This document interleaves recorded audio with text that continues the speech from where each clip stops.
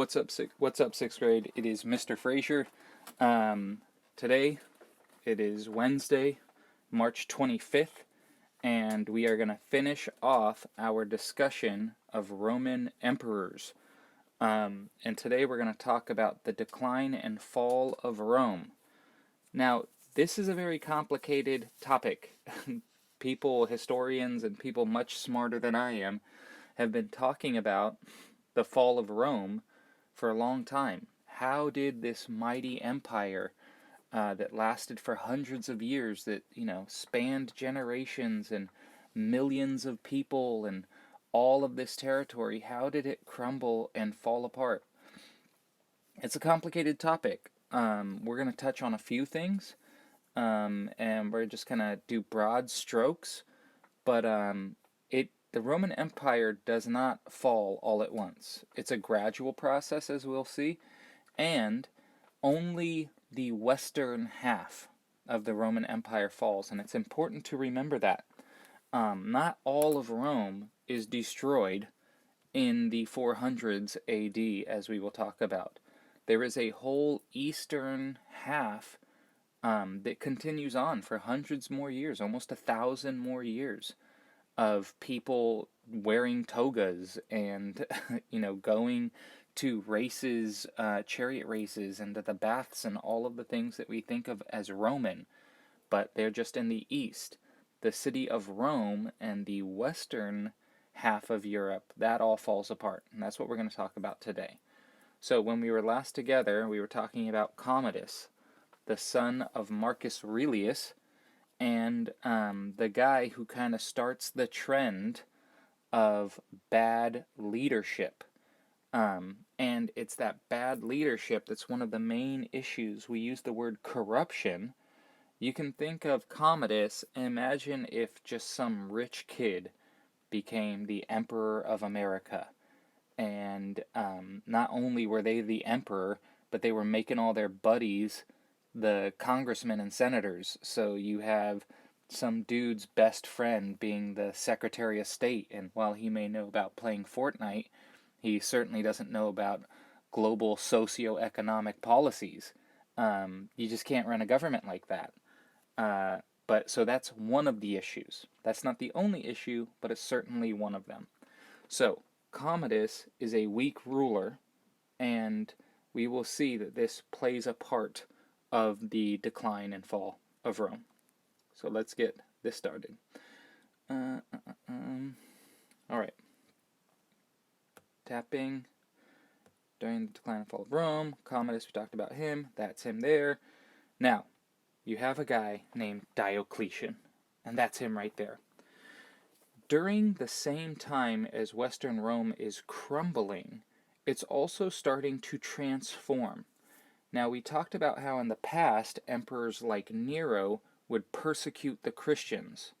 But this is hundreds of years later, and Christianity has become a powerful force. In fact, the next chapter we're going to talk about it exclusively.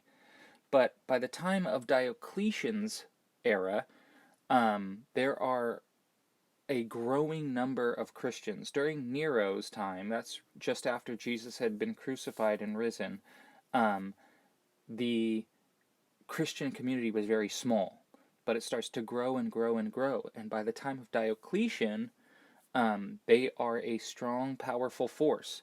And we'll see that in the future, Rome will become a Christian empire. But before it does, there are still these issues with the pagan Romans and the Christian Romans. Now remember, pagan just means people who don't believe in Jesus. So, Diocletian was a classical Roman. He was a guy who believed in Jupiter and, Neptune, and he saw the Christians as a threat. In fact, he's called the last apostate, and an apostate is somebody who believes in, like, a lost cause. He's one of the last Roman emperors who still believes strongly in the old Roman gods, and we'll see that newer emperors start to become Christian. We'll talk about that in a second. And so Diocletian kind of has this dual personality. He becomes emperor of Rome during a very tough time, the beginning of the 3rd century, and before he becomes emperor, the empire of Rome is falling apart. There's barbarian hordes that are invading and pillaging parts of the empire. There's plague and economic turmoil and all of these things. And Diocletian leads the armies and defends the empire and does all of these good things. He saves the economy. So we're, yay, Diocletian. But on the other hand, he blamed the Christians because he felt that Rome was losing its like moral center, that idea of honor and the Roman heritage under Romulus, and they're losing that because of the Christians. And so Diocletian did a lot of good things to save the empire, but he also did a lot of bad things in that he persecuted the Christians to a tragic extent. So, in some ways, he is seen as a good man, and in other ways, he is seen as kind of a bad emperor. I'll leave that up to you to decide. But Diocletian does keep the empire together when it should have fallen apart.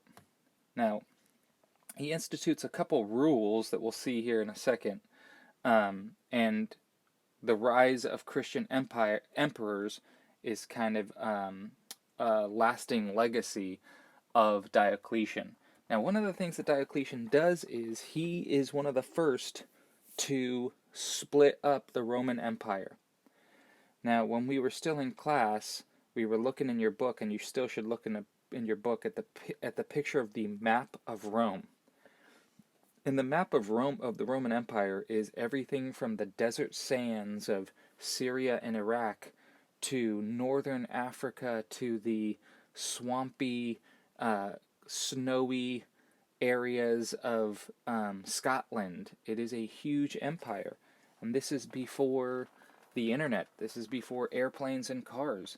So being able to control and communicate territories that were so far spread apart was too hard.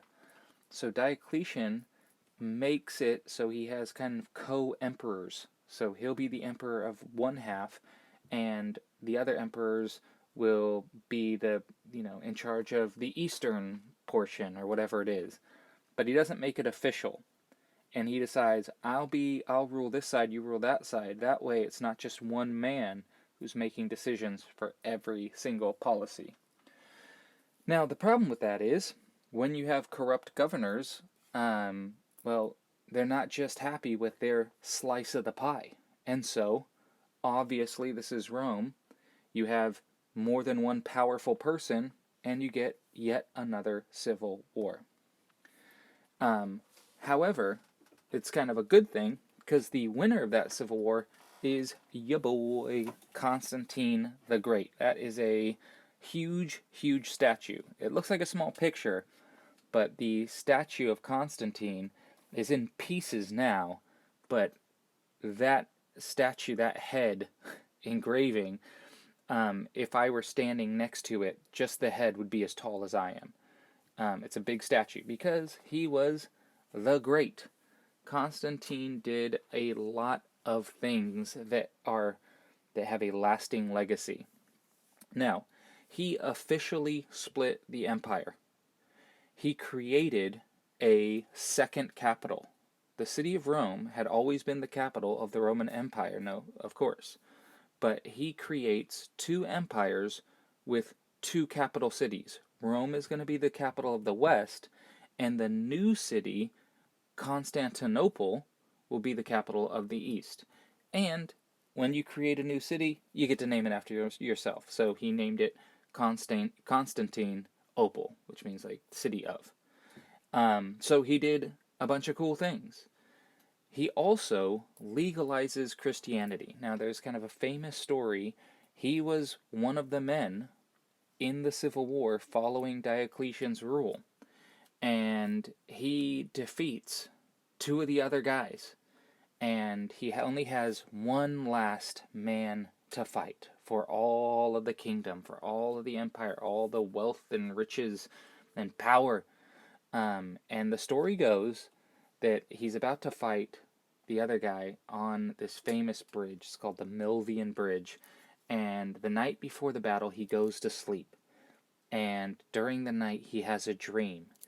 And in his dream, he sees the clouds kind of part and the sun shines through, and he sees a picture of the cross. And then a voice calls to him and says, "Under this sign, conquer."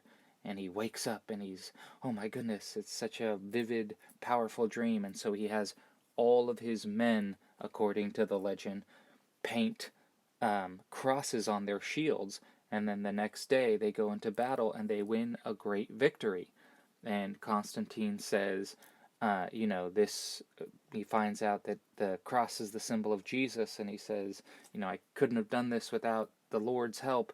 And so instead of persecuting the Christians, he legalizes Christianity and gives them all of these benefits and all of these things. Now, did that happen? Probably not, but it's a great story. But Constantine does legalize Christianity. He ends the persecution of Christians, and he begins the trend of Christianity and Rome being the same thing.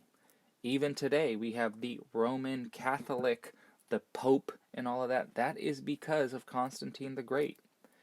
Not only that, he creates the Bible. Before Constantine, Christianity was an underground religion. Paul had written letters, and people were passing the gospel by word of mouth. But there are all kinds of books and letters written out there. And Constantine creates the Council of Nicaea, and he gets all of the church leaders from across the Roman Empire and says, we need a book. And they pray about it, and they think about it, and they come up with the 4 Gospels. They put in the letters from Paul, and they combine it with the Jewish Torah, which is the Old Testament, and because Jesus was Jewish, and they combine it into this new book called the Holy Bible, and that's what we have today. So whenever you're reading the Holy Bible, you need to thank Constantine, because he played a major, he didn't create the Bible, but he definitely played a hand in organizing it. All right.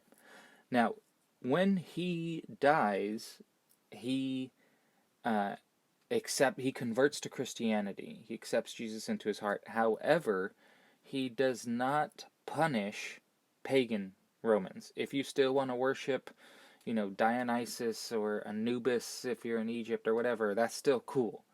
He just says you cannot be punished for being a Christian. However, one of his descendants, or one of the emperors who comes after him, Theodosius the First, this guy, he makes Christianity not only the official religion, but anybody who's not Christian can be persecuted. So is this a good thing or a bad thing? We don't know, because in a certain way it's like, okay, well, good, yeah, he's trying to help. But on the other hand, in persecuting the pagans, he is, making Christianity the very thing that it was, trying to run away from for so long. But Theodosius the First is the first official Christian Roman emperor. And he says, look, if you are worshiping Zeus, if you're worshiping Neptune, that's not going to fly. And you can be taxed and even jailed. And he is the person who solidifies the Roman Empire as a Christian empire. So, when we talk right now about the German tribes invading and the fall of the Western Roman Empire, it does fall. There's no more Caesars. However, the Roman Catholic Church will take its place. And so there will no longer be a emperor of Rome, but there will be a pope of Rome. And that's important to understand, because the Roman Empire doesn't really go away. The Eastern Roman Empire that we're going to talk about remains, but even in the West, they don't have the Colosseum and bathhouses anymore, but there still is the Latin of the Roman Church, the Gregorian chant. All of that is because the Roman Empire doesn't disappear, it just kind of changes shape. All right, so the fall of Western Rome. How did the mighty empire, with its strong armies and its huge, you know, aqueducts and network of roads, how did this empire that had lasted for hundreds of years fall apart? Well, like I said, it's complicated. There's a number of different things that all contributed to cause it to fall. Number one is you got foreign tribes. When you're the top dog, like Rome was, everybody else wants a piece. So you have the Seleucids in the Eastern Empire that are attacking Roman fortifications in Judea and Mesopotamia. You have Germanic tribes that are crossing the Rhine River. That we're going to talk a lot about the Germanic tribes because they will set up new kingdoms. But you have the Visigoths and the Vandals and the Angles. You have all of these different tribes that are invading, and the Roman army was not what it was, partially because of rampant corruption, but also because they had kind of gotten soft. Romans didn't want to go and fight and die in the middle of Africa anymore, so they started to use non Romans or people who didn't really believe strongly in the empire in the army. So they had a weaker army that was fighting in the north, and was fighting in the east, and was fighting in the south. So that is a very difficult thing, even in the best of times, and it wasn't the best of times. There was also the rampant corruption that we talked about. Everybody who was in charge was not doing a very good job. Not everybody, but there was a lot of people who were just in jobs because they had money and they wanted to make more money. You know, tax collectors and people who were skimming money off the top, and they were not doing a good job. There was corruption. The change in the army that I just talked about. No longer was it the strength and honor, the legions of Romulus. You had these people who were non-Romans, but who were serving in the army because they wanted, to get a piece of the Roman Empire. They wanted the money, they wanted the citizenship. You also have economic depression. What does that mean? Well, people didn't have as much money. There was the wealthy elites who had, more money than anyone, but most people were very poor, and economic depressions cause political strife. People are worried about how they're going to eat. They're not worried about the strength of the empire. And finally, to top all of this off, just around the end of the 400s, the 5th century, as Rome is falling apart, you get a bout of the plague. And it's way worse than what we're dealing with right now. But when you have, thousands of people dying and getting sick, well, your priorities change.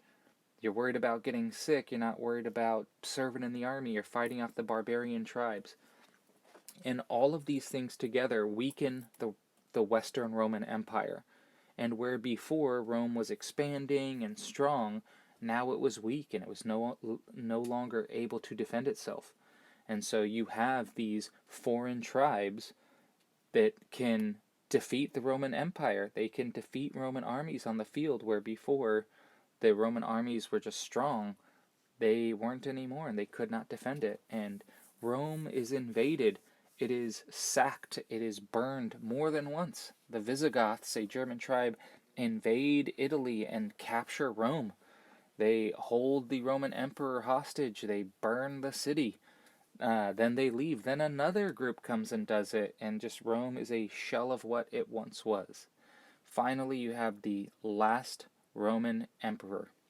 A young man who's kind of unlucky is named Romulus Augustus, and that is wishful thinking. His mother wanted to recall the times that Rome was strong, so she picks the names of the two most famous Romans, Romulus, the founder of Rome, and Augustus, the founder of the empire, and names her son Romulus Augustus. However, things do not go well for Romulus Augustus. When he is a teenager, another German tribe invades. They take Rome. They find Romulus Augustus. They hold him hostage and demand an exorbitant sum of money, which nobody can pay anymore. And when they realize they're not going to get any money for him, they kill him and dump the body. And that is how the last emperor of Rome dies. Now, remember, when Western Rome falls, that is not the end of Rome. There's still the Eastern Empire that we're going to talk about, but also the Christian churches remain. So when the empire falls, there'll still be the churches, there'll be the bishops, the pope, all of these things that were created by Romans will remain. So there won't be the Colosseum, but there still will be a Rome. Anyways, I know that's a lot to take in. That is the end of our chapter on Rome. Please keep up with your reading. We're going to have a test next week. I will be sending out information. Remember, if you have a question, if you are unclear about something, please contact me, text me, email me, and we will figure it out. Anyways, I hope you guys are doing well. Wash your hands, stay healthy, and I'll see you soon. Goodbye.